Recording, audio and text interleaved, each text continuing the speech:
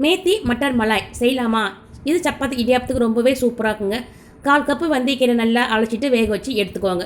Mixie ஜாரில் வெங்காயம், பாதாம், பச்சை மிளகாய், இஞ்சி பூண்டு விழுது இது நல்லா அரைச்சி ஒரு பேஸ்ட்டாக வச்சுக்கோங்க. இப்போ கடையில் எண்ணெய் சேர்த்துட்டு பட்டை, லவங்கம், ஏலக்காய், சோம்பு, சீரகம் அதையும் நல்லா பொரிஞ்சதுக்கப்புறமா அரைச்சி விட்டு அந்த மசாலா சேர்த்துக்கோங்க. பச்சை பட்டாணி அது 1 கப்பு சேர்த்து நல்லா வளர்ந்து விட்டுக்கோங்க. நல்லா கலந்ததுக்கப்புறமா இது கூடவே நம்ம மிக்ஸி ஜாரில் கொஞ்சமாக தண்ணி சேர்த்து அதையும் நல்லா அழைச்சி சேர்த்துக்கோங்க. நல்லா கொதித்து வந்தங்க. நல்லா கொதிச்சு வந்ததுக்கப்புறமா நம்ம தேவைக்கேற்ப உப்பு அதையும் சேர்த்துக்கலாங்க. சேர்த்துட்டு நல்லா ஃப்ரெஷ் க்ரீம் வந்து ஒரு 1/2 கப்பு சேர்த்து நல்லா கொதிக்க விட்டுக்கோங்க. நல்லா கொதித்து வந்ததுக்கப்புறமா இது கூடவே ஒரு ஸ்பூன் வந்து வெண்ணெய் சேர்த்துக்கோங்க. வெண்ணெய் சேர்த்து செஞ்சால் அவ்வளோ சூப்பராக இருக்குங்க. அது கூடவே ஒரு 1/2 ஸ்பூன் சர்க்கரை சேர்த்துக்கோங்க. சேர்த்து நல்லா கலந்து விட்டு கொதிக்க விட்டுருங்க.